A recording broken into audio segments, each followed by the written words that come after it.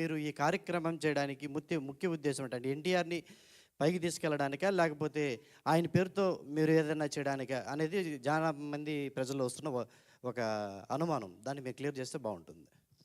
Sir ముందుగా ఇంత కార్యక్రమం అవుట్‌లైన్ ఇదంతా చెప్పిన తర్వాత ఆబ్వియస్‌లీ తప్పకుండా అది రామారావు గారిని జనాల్లో ఇంకా బాగా బ్రహ్మాండంగా ఆయన అభిమానులు ఎంత గొప్పోళ్ళా అని తెలిసేలా చేయటం కోసమే సార్. ఇందులో మేం కనపడాలనుకుంటే సార్ ప్రేమకైనా, పక్కైనా ఓ మొహం కావాలి సార్. అందుకే మా మొహం ముందుంది. సో పూలు పడ్డా మా మీద పడుతుంటాయి. గత 7 రోజుల నుంచి రాళ్ళు, చెప్పులే పడుతున్నాయి. అంటే చెప్తున్నాను సార్. ఆయన పేరు వాడుకొని మేమేదో అయిపోవడం అసలు మా ఉద్దేశం కాదు. అండ్ మీరు ఒకటి నమ్మరు సార్, వ్యవస్థ పెట్టిన తర్వాత ఒక 4 సంవత్సరాల పాటు అసలు ఇది ఎవరు నడిపిస్తున్నారు, ఎవరు ప్రోగ్రామ్స్ చేస్తున్నారు, మా ఫోటోలు, మా ఫేసులు కూడా మేము బయట చూపించుకోలేదు సార్. అది అందులో ఎటువంటి డౌటు లేదు. రెండోది మీరు అన్నట్టు సో కాల్డ్ రిజిస్టర్డ్ సేవా సమితిలు ఉన్నాయి. మీది ఎన్టీఆర్కి మాకు అటువంటి అనుబంధం లేదని అంటున్నారు కాబట్టి సార్, అభిమానానికి ఎక్కడ గుర్తింపు కార్డు ఉండదు. ఇదేం పార్టీ కాదు సార్, దీనికి మెంబర్షిప్ కార్డు ఉండడానికి. ఇది అభిమానం.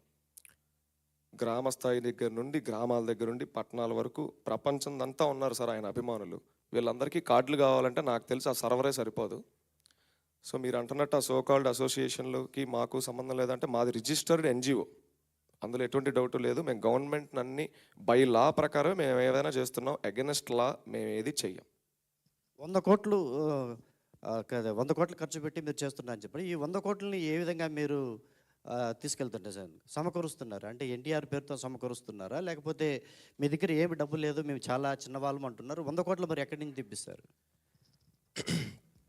సార్ ఇందాకే నేను ఒక మాట అన్నాను, మాది రిజిస్టర్డ్ ఎన్జిఓ.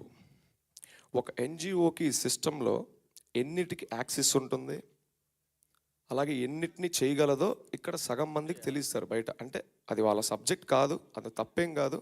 మేము కూడా చాలా తెలుసుకున్న తర్వాతే దీంట్లోకి దిగడం జరిగింది.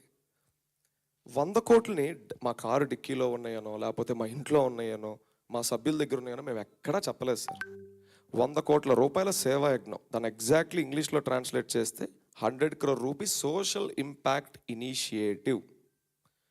అంటే మీ జోబులో నుంచి రూపాయి తీసి ఖర్చు పెట్టారంటే ఆబ్వియస్లీ ఇంకొకళ్ళు వచ్చి 9 రూపాయలు ఖర్చు పెట్టి చేసేటట్టు మీరు చేశారు. అక్కడ 10 రూపాయలు సేవ చేయించినట్టు మీరు.